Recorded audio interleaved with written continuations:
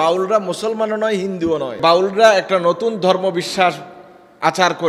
বিশ্বাস করে তারা হিন্দুও নয়, তারা মুসলমানও নয়, তারা মন্দিরেও যায় না, গির্জায়ও যায় না, তারা নামাজও পড়ে না, রোজাও রাখে না। অর্থাৎ তারা মূলতই মূর্তি পূজারী এবং তারা ইসলাম বিদ্বেষী। এবং প্রত্যেকটা বাউলের সাথে অল্প বয়সী মেয়েরা থাকে, কারণ বাউল হওয়ার জন্য যে 1 নম্বর শর্ত সেটা তো নিশ্চয়ই আপনারা জানেন, সেটা হলো 4টা জিনিস একত্র করে ওটাকে মিক্সার বানাইয়া খাইতে হয়। একটা হলো পেশাব, পায়খানা, মেয়েদের হায়েজের রক্ত এবং গাঁজা খাওয়া। গাঁজাকে তারা গাঁজা বলে না, গাঁজাকে বলে সিদ্ধি। এদেশের আলেম ওলামারা কখনোই বাউল সম্প্রদায়ের বিরুদ্ধে বা কোনো সম্প্রদায়ের বিরুদ্ধে কখনোই কোনো কথা বলে নাই, এখনো বলে না। বাউলদের বিরুদ্ধে কোনো কথা নাই, কথা হলো তাদের বক্তব্যের বিরুদ্ধে। কোরআন রাসূল দিন নিয়ে কটূক্তি করবেন, এটা ব্যক্তি স্বাধীনতার মধ্যে পড়ে না, এটা বরং ধর্মকে অবমাননার আইনে পড়ে আপনাকে ব্লাসফেমি, আমি ফাঁসি দেওয়া উচিত। কুল আউযু বিরাব্বিন নাস সূরার যেই ব্যাখ্যা সে করেছে, যেই কথা সে বলেছে, এরপরে তার জীবিত থাকার তো কোনো অধিকার নাই। নামাজ নিয়ে দেখলাম একজন বাউল যা কটূক্তি করলো এবং সে বলল যে তোমরা পড়ো 5 ওয়াক্তের নামাজ, আমরা বাউলরা পড়ি 9 ওয়াক্তের নামাজ। এখনকার সময়ে মিডিয়ায় সবচেয়ে ঝড় তোলা একটি আলোচনা হলো বাউল সম্প্রদায়। আপনারা সবাই এর আগে বোধহয় এতটুকু সচেতন ছিলেন না। এই বিগত কয়েকদিনে মিডিয়ার আলোচনার কারণে বাউল সম্পর্কে আপনারা যতটুকু সচেতন হয়েছেন। মূলত বাউলরা মুসলমানও না, হিন্দুও না। এই কথাটা আগে কনসেপ্টটা মাথায় নেন যে মুসলমান নয়, হিন্দুও নয়। বাউলরা মুসলমানও নয়, হিন্দুও নয়। বাউলদের সম্পর্কে যারা ধারণা করেন তারা মুসলিম, তারা অন্ধকারে আছেন। বরং তারা হিন্দুদের মন্দিরেও যায় এবং তারা মুসলমানদের মসজিদেও যায় না, তারা মন্দিরেও যায় না। আমি বলছি না, বাউলদের উপরে লেখা 2টা বড় বড় বই আছে, ডক্টর আব্দুল করিমের লেখা এবং আহমদ শরীফের লেখা বড় বড় বই আছে। ওই বইগুলো থেকে আপনাদেরকে সংক্ষেপ বলছি যে বাউলরা একটা নতুন ধর্ম বিশ্বাস করে তারা হিন্দুও নয়, তারা মুসলমানও নয়, তারা মন্দিরেও যায় না, গির্জায়ও যায় না, তারা নামাজও পড়ে না, রোজাও রাখে না। তো তারে বাউলদের সম্পর্কে এমন একটা কনসেপ্ট আমি বলছি না, যারা বিশেষজ্ঞ তারা বলছেন। এমনকি বাউলদের কলেমা আলাদা, তারা কলেমার মধ্যেও তাদের পরিবর্তন করেছে। লা ইলাহা ইল্লাল্লাহ মুহাম্মাদুর রাসূলুল্লাহ, এটা তাদের কলেমা না। বই পড়ে দেখুন, উইকিপিডিয়া দেখুন, সেখানে কি লেখা আছে। সেখানে লেখা আছে যে তারা কোনো নির্দিষ্ট ধর্মকেই মানে না।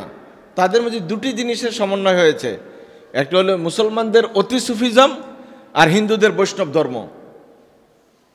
হিন্দুদের বৈষ্ণব ধর্ম আর মুসলমানদের অতি সুফিজম, এই 2টার সংমিশ্রণে তৈরি হয়েছে বাউল ধর্ম। এটা নতুন আলাদা ধর্ম, যদিও এই ধর্মের কোনো নবী নাই, কোনো অবতার নাই, কিন্তু এটা একটা ভুল মাইস্টিসিজমের উপরে গড়ে উঠেছে, যে এটার কোনো অস্তিত্ব 1500 শতকের আগে আমরা দেখি না, 15 শতক আগে আর দেখি না। তবে এখানে একজন গবেষক ডক্টর আব্দুল করিম তিনি উল্লেখ করেছেন যে 1000 বছর আগে আপনার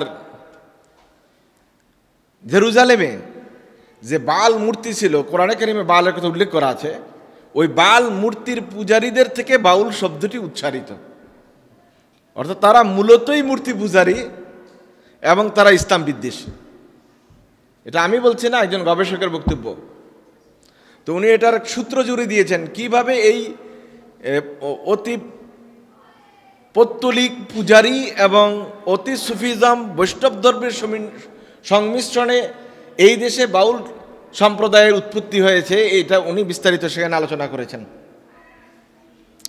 বাংলাদেশের পাবনা, মুন্সিগঞ্জ, সিরাজগঞ্জের কিছু এলাকা আর পশ্চিমবঙ্গের কিছু এলাকায় এই বাউল সম্প্রদায় আছে। আমি একটা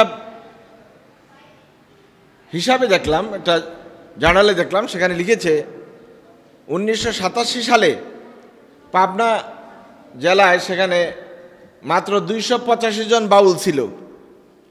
আর এটা বেড়ে এসে পরবর্তীতে 2014-15 সনের হিসাব অনুযায়ী প্রায় 1000 ছুঁয়েছে বাউল। এখনকার খবর অনুযায়ী বাউলদের সংখ্যা অনেক বেশি, 10-15 হাজারের বেশি বাউল আছে। বাউলরা দুই ধরনের হয়। এক ধরনের হলো তারা মূল বাউল, যারা মূলত মানে দেহতত্ত্বে অভিজ্ঞ, যারা তাদের ভাষায় তাদের গুরু বা পীর, এরা হলো গৃহত্যাগী। এরা ঘরে থাকে না, এরা বড় ঝুলি নিয়ে ঘুরে জায়গায় জায়গায় ভিক্ষা করে, এবং তাদের সাথে কিছু মহিলা বাউলও থাকে, এবং তাদের সাথে কোনো বৈবাহিক সম্পর্ক থাকে না। তারা ঘুরে ঘুরে গান শোনায় মানুষদেরকে। আরেক দল বাউল হলো যারা গৃহচারী, তারা ঘরে থাকে কিন্তু তারা বাউল, তারা বাইরে বাইরে ঘুরে না। ওই বাউলগুলো হলো যারা বাইরে ঘুরে তাদের মুরিদরা ঘরে থাকে, পীরেরা ঘুরে ঘুরে এদিক সেদিক মানুষদেরকে তালিম তাওয়াজ্জু দেয়। এই হলো তাদের ধর্মাচার। এবং প্রত্যেকটা বাউলের সাথে অল্প বয়সী মেয়েরা থাকে, তাদেরকে ওরা রাখে। কারণ বাউল হওয়ার জন্য যে 1 নম্বর শর্ত, সেটা তো নিশ্চয়ই আপনারা জানেন, সেটা হলো 4টা জিনিস একত্র করে ওটাকে মিক্সার বানাইয়া খাইতে হয়। একটা হলো পেশাব, পায়খানা, মেয়েদের হায়েজের রক্ত, এগুলো একত্রিত করে আপনার তারা একটা মানে হালুয়া তৈরি করে। ওই হালুয়াগুলো খাওয়ার পর প্রকৃত বাউল হওয়া যায়। এখন আপনি বলেন তো দেখি, এরপর আর ইমান থাকে না? গেছিল না, কোনো সময় আসছিল নি? ইমান আসলেই না যাইতো এদের তো কখনো ইমান ঢুকে নাই। এরা ইমান যাবে কোত্থেকে? আমি প্রথমেই বলেছি, বাউল যারা তাদের কোনো ধর্মীয় পরিচয় নাই, এটা একটা আলাদা ধর্ম। তাহলে এই ধরনের নিকৃষ্ট কাজ এই যদি হয় তাদের খাবার, এটা হলো এটা দ্বারা কি হয় জানেন? এটা দ্বারা তাদের বিশ্বাস, এটা দ্বারা আত্মা পবিত্র হয়, আত্মার পবিত্রতা তৈরি হয়, এটা দ্বারা সিদ্ধি লাভ হয়। এবং গাঁজা খাওয়া, গাঁজাকে তারা গাঁজা বলে না, গাঁজাকে বলে সিদ্ধি। এটা দ্বারাই কিন্তু মূলত আত্মার পবিত্রতা অর্জন হয়। এবং এই দেহতত্ত্বের যে গানগুলি অশ্লীল যৌনাচারে ভরা, দেহতত্ত্বের যত গান শুনবেন সেগুলো অশ্লীল যৌনাচারে ভরা। কোনো ভদ্র মানুষ এই গান গাইতে পারে না, শুনতেও পারে না। কি একটা আউল ফাউলকে ধরেছে, আর এটা নিয়ে ওরা মিছিল করতেছে বের করার জন্য। এই দেশে বুদ্ধিজীবী নামের কিছু পরজীবী আবার তাদেরকে সাপোর্ট করতেছে। এই পরজীবীগুলো নিজেরাও বেঈমান নাস্তিক, আর ওই বেঈমান নাস্তিকদের পক্ষে কথা বলছে। আর তারা জানেই না বাউলটা কি। আপনি বাউলগিরি করেন, আমাদের কোনো আপত্তি নাই। এদেশে হাজার হাজার হিন্দু আছে, অন্য ধর্মাবলম্বী আছে, তারা তাদের ধর্মাচার পালন করে, কিন্তু তারা তো কখনো আল্লাহ, রাসূল, কোরআন নিয়ে কোনো কটূক্তি করে না।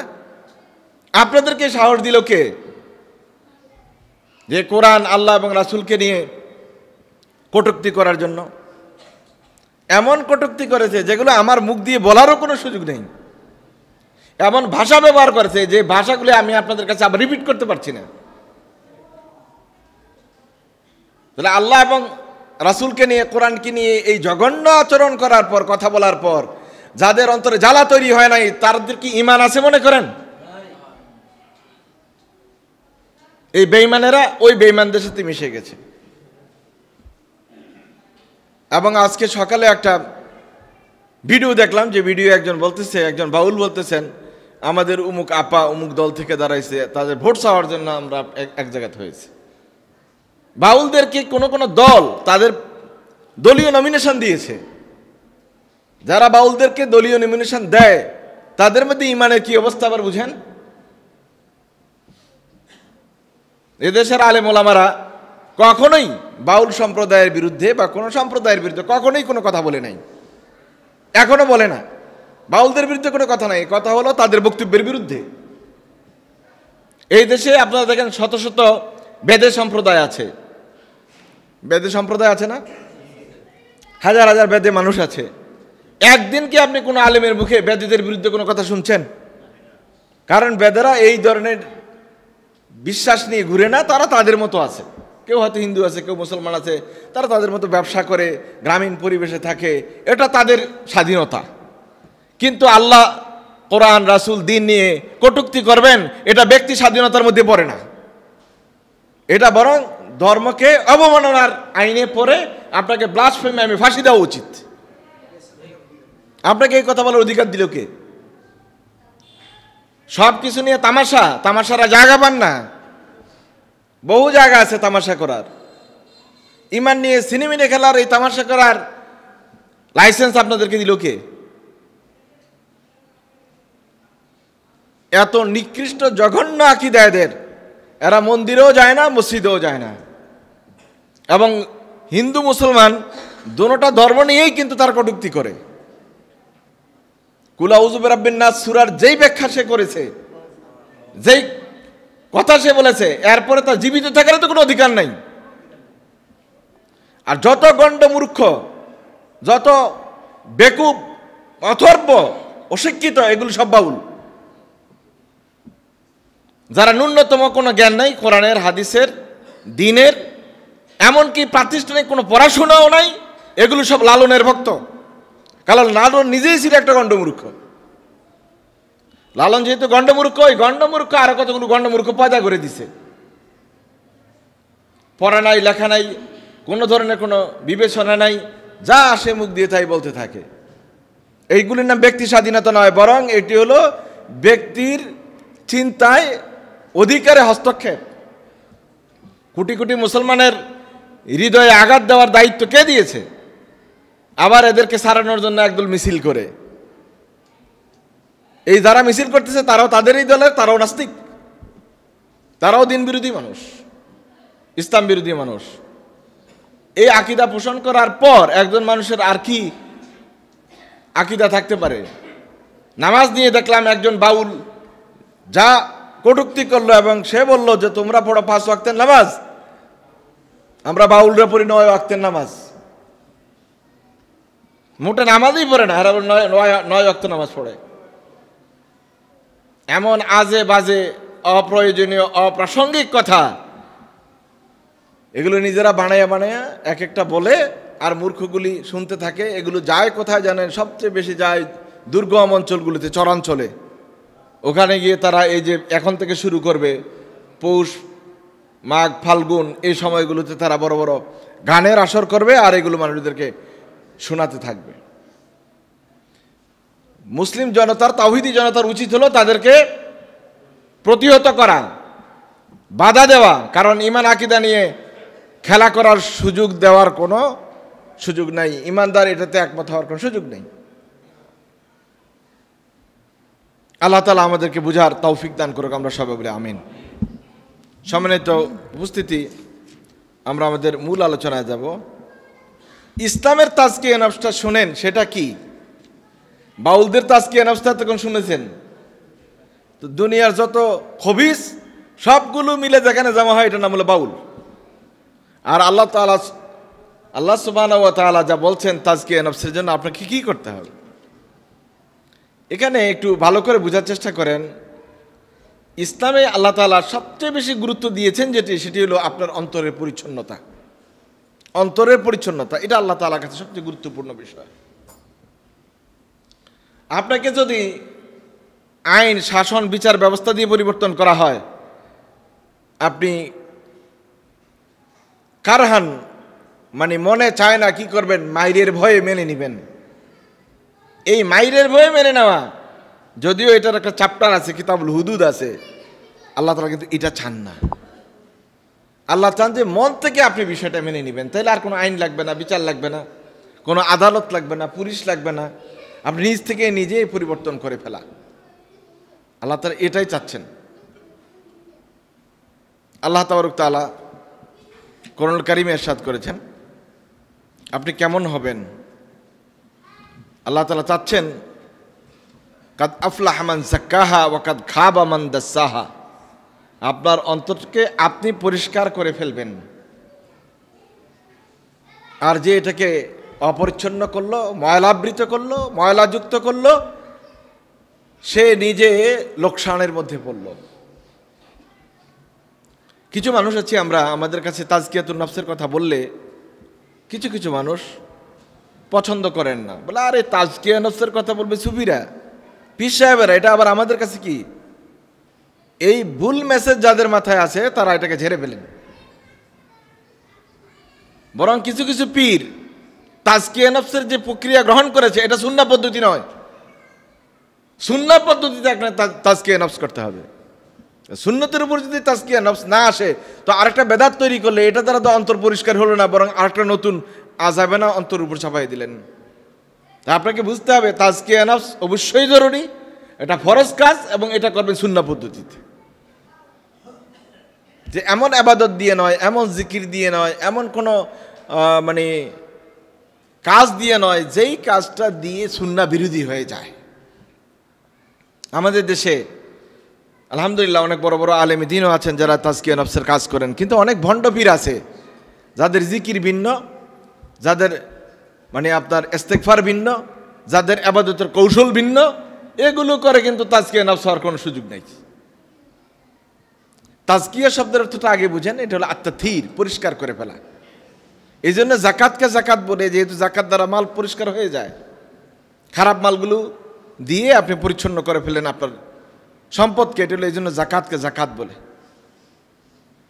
আরবিতে লোকেরা তাজকিয়াতুন শব্দের অর্থ ব্যবহার করে পরিচ্ছন্নতা অর্থে, যেমন বলে জাক্কাইতু সাউবি, আমি আমার পরিষ্কার কাপড়টাকে পরিষ্কার করে ফেলেছি।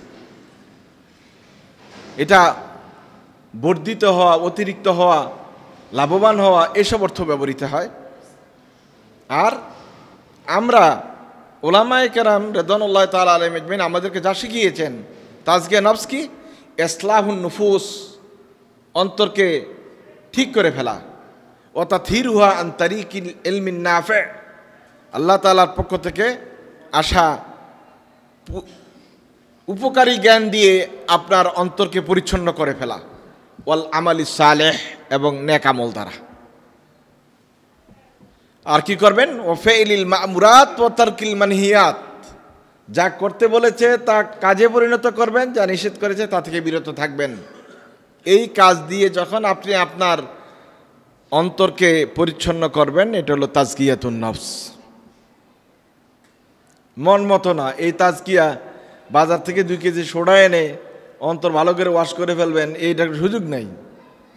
ভালো কোম্পানির সাবান দিয়ে অন্তর পরিষ্কার করে ফেলবেন, এটার সুযোগ নাই। আপনার অন্তরের পরিচ্ছন্নতার জন্য একটাই ডিটারজেন্ট আছে, এটা হলো রাসূল সাল্লাল্লাহু আলাইহি ওয়াসাল্লামের সুন্নাহ।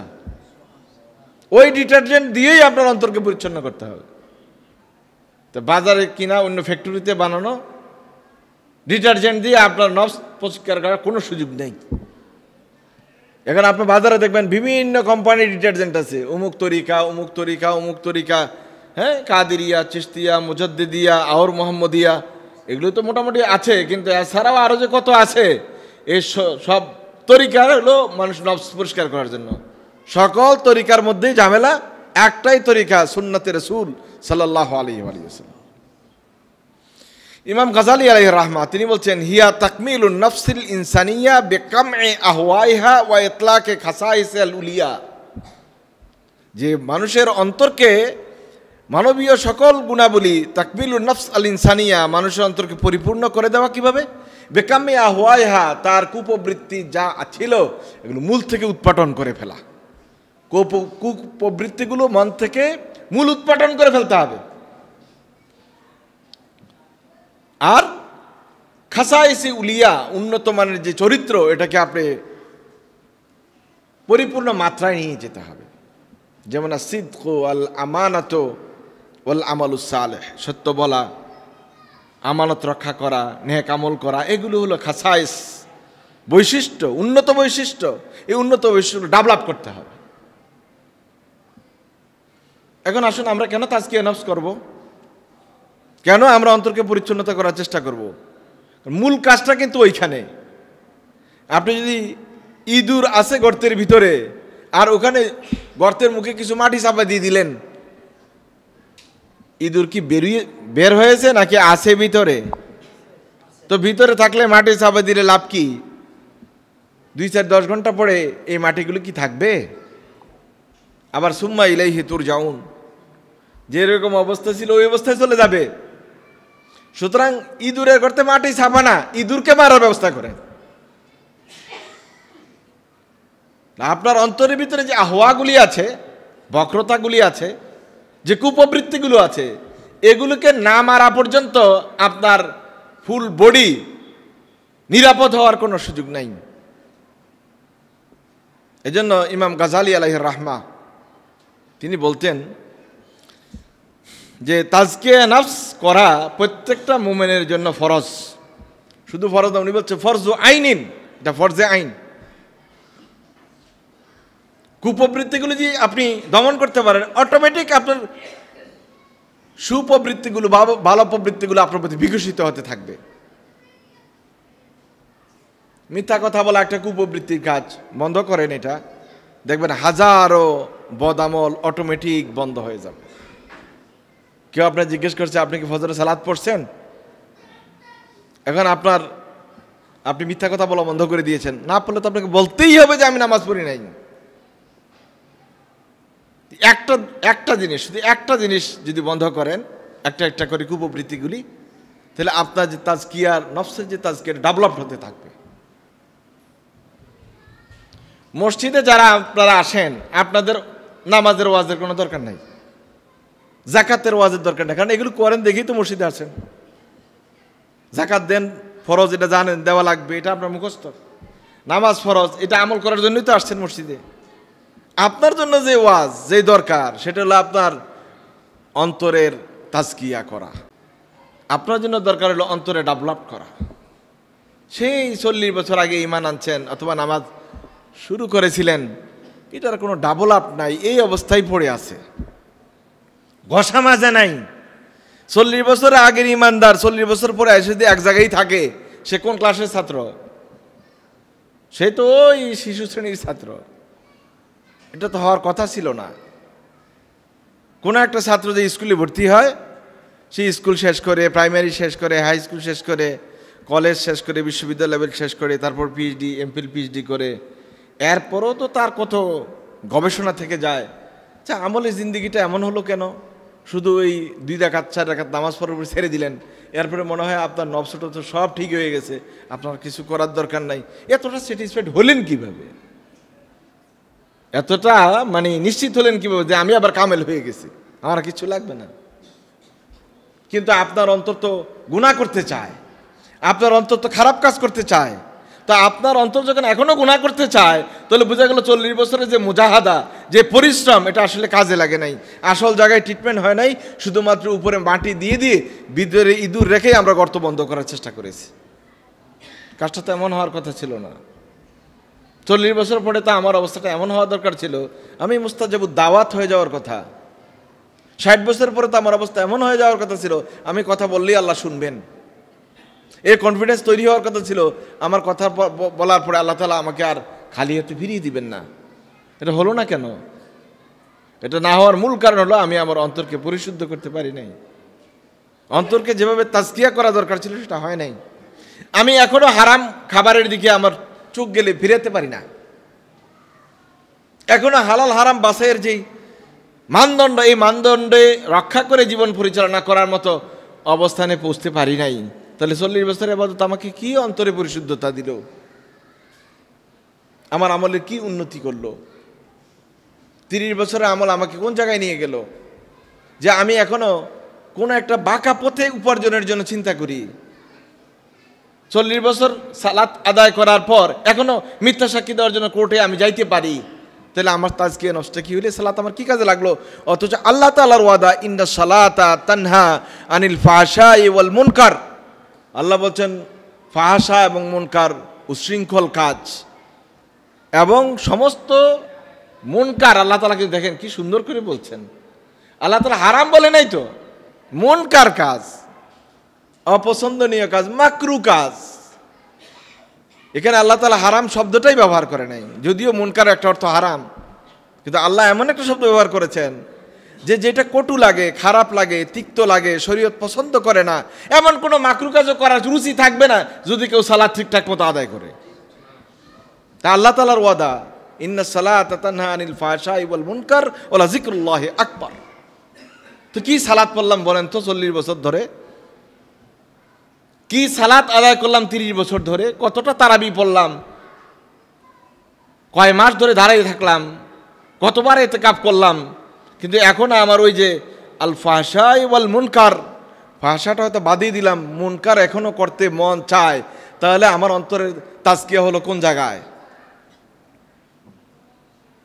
এইটাই হলো তাজকিয়াতুন নফস। নিজকে জিজ্ঞাসা করেন 40 বছর আগের আমি এখন কি আমার মধ্যে কোনো পরিবর্তন নেই? আমি কি কোনো একটা ইমপ্রুভে গেছি, নাকি আগের জায়গা থেকে নিচে নিচে তলানির দিকে যাচ্ছি, নাকি জায়গায় বসে আছি, কোন জায়গায় আছি?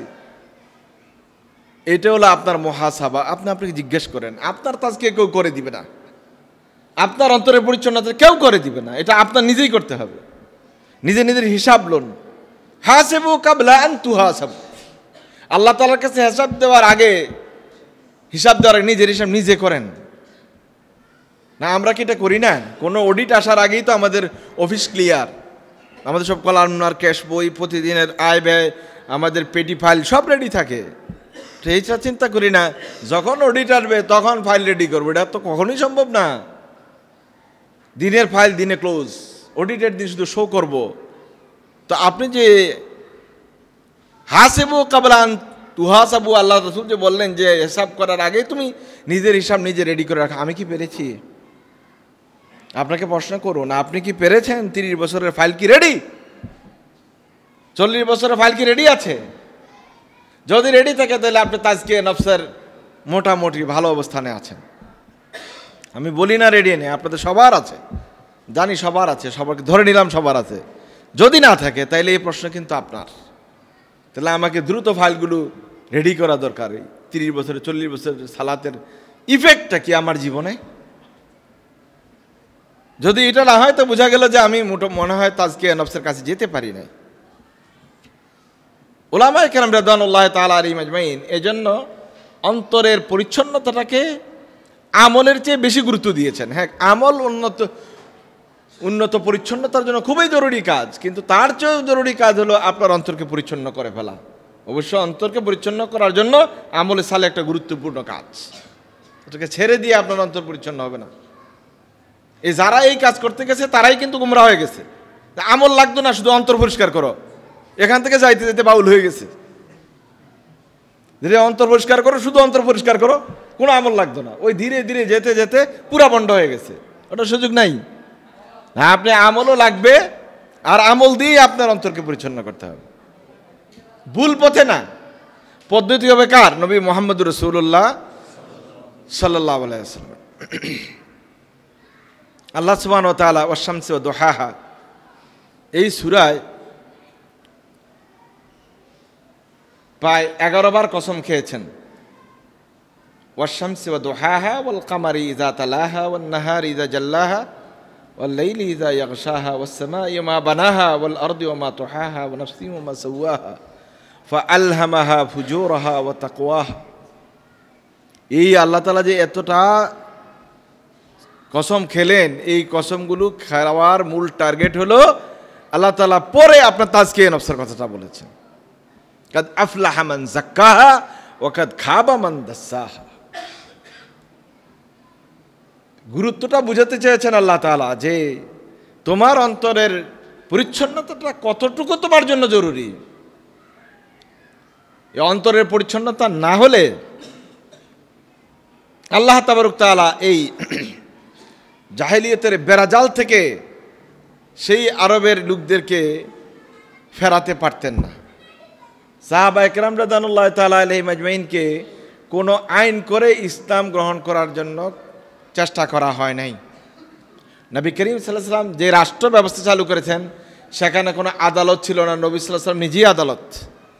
সেখানে কোনো পুলিশ ছিল না, সেখানে কোনো ক্যান্টনমেন্ট ছিল না, সেখানে মানুষ ধরে আর কোনো ব্যবস্থা ছিল না।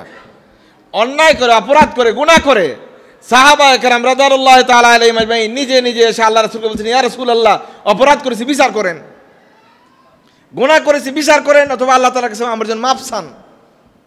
এটা হলো তাজকিয়া নফস।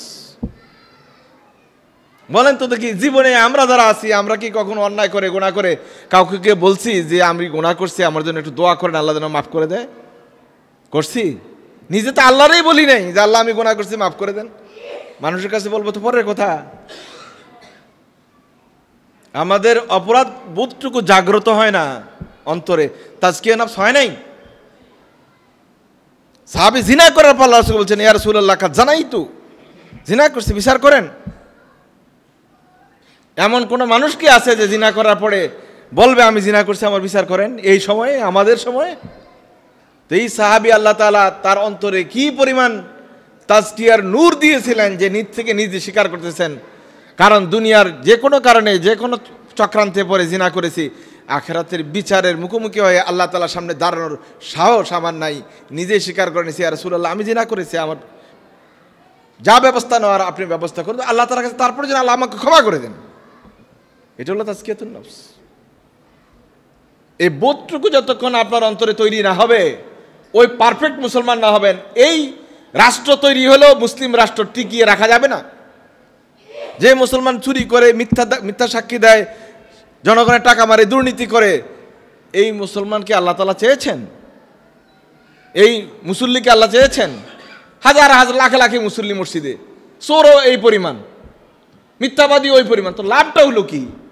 তার মানে হলো আমরা নামাজও পড়ি, আমাদের অন্তর বক্র, আমরা রোজাও রাখি, আমাদের অন্তর বক্র। এটা কাউকে আঘাত করার জন্য বলছি না, বলছি বুঝ নেওয়ার জন্যে যে আসলে আমরা কোন জায়গায় আছি। আমাদেরকে দিয়ে কিছু হবে? হতাশারও কিছু নাই, হইতেই হবে। আমাদের জন্য কিছু হবে তাহলে ছেড়ে দেই সব? না, এটা না। আর কে কি করে আমার দরকার নাই, আমি আমার নিজের অন্তরকে পরিচ্ছন্ন করার চেষ্টা করি। এই কাজটা তো আপনাদের প্রত্যেকের, আমার নিজের। আমার এই কাজ কেউ করে দিবে না। আপনার জমি চাষের দরকার, কামলা বদ্দা রাখেন, চাষ হয়ে যাবে। কারখানায় শ্রমিক রাখেন, মাল উৎপাদন হয়ে যাবে। কিন্তু আপনার অন্তরের পরিচ্ছন্নতা আপনি ছাড়া পৃথিবীর কারো দ্বারা আর সম্ভব না। এমনকি আপনার সবচেয়ে ঘনিষ্ঠ মানুষ আপনার স্ত্রী, তার দ্বারাও সম্ভব না। আপনার সব কাছের মানুষ আপনার ছেলে, তার দ্বারাও সম্ভব না। এটা আপনারটা আপনাকেই করতে হবে। সুতরাং একজন ইমানদার হিসেবে, একজন মুসলমান হিসেবে এটা আমার 1 নম্বর কাজ, যেটাকে ইমাম গাজালি রাহিমাহুল্লাহ ফরজে আইন বলেছেন, যে আপনার অন্তরটা পরিচ্ছন্ন করে আপনার কাজ। মানুষের সবচেয়ে বড় শত্রু হলো মানুষের নফস, অন্তর, যেখানে মানুষটাকে কন্ট্রোল করতে পারে না। লোভ, লালসা, এটা তৈরি হয় অন্তরে। আর এই অন্তরটা যখন পরিচ্ছন্ন থাকবে, সামন দিয়ে কোটি টাকা চলে যাচ্ছে, আপনার কাছে এটা কোনো লোভ নাই, কোনো চাহিদা নাই, কারণ আপনার অন্তরে বক্রতা নাই। আপনি জানেন এই টাকার মালিক আমি না, এখান থেকে 1 পয়সা নেওয়ার অধিকারও আমার নাই। আপনার অন্তর এইভাবে তৈরি হয়ে গিয়েছে। আপনার সামন দিয়ে একজন মহিলা হেঁটে যাচ্ছে, আপনি তাকাবেনও না, কারণ এটা আপনার না, এটা আরেকজনের। আল্লাহ তাআলা এটা আপনি যে হালাল করে নাই। এই তাকানোর যে মানসিকতা, এটা তৈরি হওয়ার কোনোই সুযোগ নাই, যেহেতু আপনার অন্তরকে আল্লাহ তাআলা পরিচ্ছন্ন করে দিয়েছেন। তা আল্লাহ তাআলাকে সবসময় দোয়া করতে হবে, আল্লাহ যেন আপনার অন্তরকে পরিচ্ছন্ন রাখেন। নবী করিম সাল্লাল্লাহু আলাইহি ওয়াসাল্লামের জন্য আমাদেরকে দোয়া শিখিয়ে দিয়েছেন। রাসূল নিজে দোয়া করতেন। রাসূলের অন্তর পরিচ্ছন্ন ছিল, এই ব্যাপারে কোনো সন্দেহ আছে? কিন্তু আল্লাহ রাসূল সাল্লাল্লাহু আলাইহি ওয়াসাল্লাম কি দোয়া করছেন? আল্লাহুম্মা আতে নফসি তাকওয়াহা ওয়া যাক্কিহা আনতা খায়রু মান যাক্কাহা আনতা ওয়ালিয়ুহা ওয়া মাওলাহা। নবী করিম সাল্লাল্লাহু আলাইহি ওয়াসাল্লাম নিজের জন্য নিজেই দোয়া করতেন। এখানে আপনার আমার যে অবস্থা, নফসের যে অবস্থা, এটা তো কোনো অবস্থার মধ্যেই পড়ে না। এই অবস্থায় আমার দোয়া কি করা উচিত, কতটুকু সতর্কতা অবলম্বন করা উচিত? নবী আকরাম সাল্লাল্লাহু আলাইহি ওয়াসাল্লাম দোয়া করতেন, আল্লাহুম্মা আতে নফসি তাকওয়াহা, হে আল্লাহ আমার অন্তরকে আপনি আল্লাহ ভীরুতা দ্বারা ভরপুর করে দেন। আমার অন্তরে যেন আল্লাহর বিরুদ্ধে আপনার ভয়টা কার্যকরী হয়। ওয়া যাক্কিহা আনতা খায়রু মান যাক্কাহা, আমার অন্তরকে পরিচ্ছন্ন করে দেন, আপনি হলেন সর্বোত্তম পরিচ্ছন্নকারী। আনতা ওয়ালিয়ুহা মাওলাহা, এই অন্তরের মালিক আপনি, আপনি তার অভিভাবক, আপনি এক সব কিছু, আপনি আমার অন্তরে জামিনদার হয়ে যান। নামাজ পড়তেছেন, রোজা রাখতেছেন, হজ করতেছেন, যাকাত দিতেছেন, সব ফরজ কাজ আদায় করতেছেন। এই ফরজগুলোকে আরো শক্তিশালী করার জন্য, এগুলো আন্তরিকভাবে করার জন্য 1 নম্বর কাজ হলো অন্তরকে পরিচ্ছন্ন করে ফেলা। তখন দেখবেন নামাজ আদায় করতে আর কষ্ট লাগে না। তখন দেখবেন শীতের রাতে উঠে তাহাজ্জুদ পড়তে আর সমস্যা হচ্ছে না। তখন দেখবেন ইমামের পিছনে ঘন্টার পর ঘন্টা দাঁড়িয়ে কেরাত শুনতে আর কষ্ট হচ্ছে না, কারণ আপনার অন্তরকে আল্লাহ তাআলা পরিচ্ছন্ন করে দিয়েছেন। কেন নামাজে মজা পাই না, কেন আমরা ইবাদতের মধ্যে মজা পাই না? অনেকেই বলে হুজুর নামাজ পড়ি আর কি, কিন্তু কোনো স্বাদ মজা কিছু পাই না। স্বাদ মজা তো এই জন্যই পান না যে আপনি ইমানের হালাওয়াত, মজা যে একটা, সেইটাই বুঝেন না। আল্লাহ রাসূল সাল্লাল্লাহু আলাইহি ওয়াসাল্লাম বুখারী কিতাবুল ঈমানে বলছেন, হালাওয়াতুল একটা তরজমাতুল বাব, ইমাম বুখারী একটা আলাদা অধ্যায় রচনা করেছেন, বাবু হালাওয়াতিল ঈমান, ঈমানেরও একটা মজা আছে। তো ঈমানের মজাটা আপনি কেন পান না? যেহেতু আপনার অন্তরের মধ্যে এমন পর্দা পড়ে আছে, আপনি এটা বুঝার জন্য যেই জাওক থাকার দরকার, যে স্বাদ গ্রহণ করার যে শক্তি থাকা দরকার, এটা আপনার থেকে তিরোহিত হয়ে গেছে। এটা গুনার কারণে এমনভাবে পর্দা পড়ে যায়। আল্লাহ রাসূল সাল্লাল্লাহু আলাইহি ওয়াসাল্লাম হাদিস বলেছেন, বুখারী মুসলিম শরীফে কিতাবুল ঈমানে হাদিস আছে, মানুষ একটা গুনাহ করে অন্তরটা হলো স্বচ্ছ কাচের মতো, যখন একটা গুনাহ করে একটা কালো দাগ পড়ে, একটা গুনাহ করে একটা কালো দাগ পড়ে, এইরকম কালো দাগ পড়তে পড়তে পুরা অন্তরটা কালো কৃষ্ণ বর্ণ ধারণ করে। আবার যখন একটা নেক আমল করে, আল্লাহ তাআলা ওখান থেকে একটা কালো দাগ তুলে নেন, একটা নেক আমল করে একটা কালো দাগ তুলে নেন, করতে করতে এমন একটা অবস্থা হয়ে যায় যে তার ওই কালো অন্তরটা স্বচ্ছ কাচের মতো হয়ে যায়। তারপরে ওই কালো দাগযুক্ত অন্তরটাকে কালো করা, অন্তরটাকে নষ্ট করা, এটাও যেমন আপনার কাজ, পরিচ্ছন্ন করার দায়িত্ব আপনার। ওখানে ডিটারজেন্ট নিয়ে কোনো ধোপা যাবে না, কোনো অলি আল্লাহ গাউস কুতুব যাবে না। ইল্লাল্লাহর জিকির করছেন 1000 বার, আবার ওখানে যে সুদি লেনদেন করেছেন, লাভ কি? এটা তো তাজকিয়া নফস না। জিকিরের সাথে যদি মিলে যেত তাহলে শতভাগ ঠিক ছিল। আমি জিকিরের বিরুদ্ধে বলছি না, আমি বলছি প্র্যাকটিসের কথা। আপনি যাই বললেন লা ইলাহা ইল্লাল্লাহর জিকির করেছেন, তো লা ইলাহা ইল্লাল্লাহর জিকিরটা বুঝে করেন, একবার করলেই আপনার জন্য যথেষ্ট। আর এই মুখের বুলির মতো, ওই যে তোতা পাখির মতো কতক্ষণ বললেন, আবার আগের জায়গায় ফিরে গেলেন, তাহলে তাজকিয়া নফস তো হলো না। এটা তো প্র্যাকটিসের কাজ, আপনি নিজেদের আমলের মধ্যে প্র্যাকটিস করতে হবে। নবী করিম সাল্লাল্লাহু আলাইহি ওয়াসাল্লাম যদি তার নফসের জন্য আল্লাহ তাআলার কাছে দোয়া চায়, তাহলে আপনার আমার কি করা উচিত? যে আল্লাহ সুবহানাহু ওয়া তাআলা পরিষ্কার ঘোষণা দিয়েছেন, কাদ গাফারাল্লাহু লাকা মা তাকাদ্দামা মিন যামবিকা ওয়া মা তাআখার। আগের পিছনের সামনের যত গুনাহ করবেন বা করেন নাই, যাই করেছেন আমি আল্লাহ তাআলা মাফ করে দিয়েছি, গ্যারান্টেড। নবী করিম সাল্লাল্লাহু আলাইহি ওয়াসাল্লামের বিষয়টি, সেখানে রাসূল আকরাম সাল্লাল্লাহু আলাইহি ওয়াসাল্লাম এই দোয়া করতেন, আল্লাহুম্মা আতে নাফসি তাকওয়াহা ওয়া যাক্কিহা আনতা খায়রু মান যাক্কাহা আনতা ওয়ালিয়ুহা মাওলাহা। তা আমি আমার নফসের উপর সতর্ক থাকা উচিত, নফসকে ছেড়ে দেওয়া যাবে না। এটা পাগলা ঘোড়ার মতো, ছেড়ে দিবেন সে যত তস নস ধ্বংস জাগর তাই করবে। পাগলা ঘোড়ার হাতে তো উপরে তো আপনি চড়তে পারেন না, ওই পাগলা ঘোড়া নিয়ন্ত্রণের ব্যবস্থা আপনাকে করতে হবে, এটা আপনার কাজ। আল্লাহ রাসূল সাল্লাল্লাহু আলাইহি ওয়াসাল্লাম তিরমিজিতে হাদিস দোয়া করতেন, আল্লাহুম্মা আলহিমনি রুশদি ওয়া কিনি শাররা নাফসি। হে আল্লাহ, আপনি আমাকে হেদায়েতের রাস্তা দেখান। সুবহানাল্লাহ, নবী করিম সাল্লাল্লাহু আলাইহি ওয়াসাল্লামকে হেদায়েতের রাস্তা দেখানোর কথা নবী করিম সাল্লাল্লাহু আলাইহি ওয়াসাল্লাম নিজে দোয়া চাচ্ছেন। আপনাদের কি কোনো সন্দেহ হয় যে নবী হেদায়েতের উপর ছিলেন না? নাউযুবিল্লাহ মিন যালিক।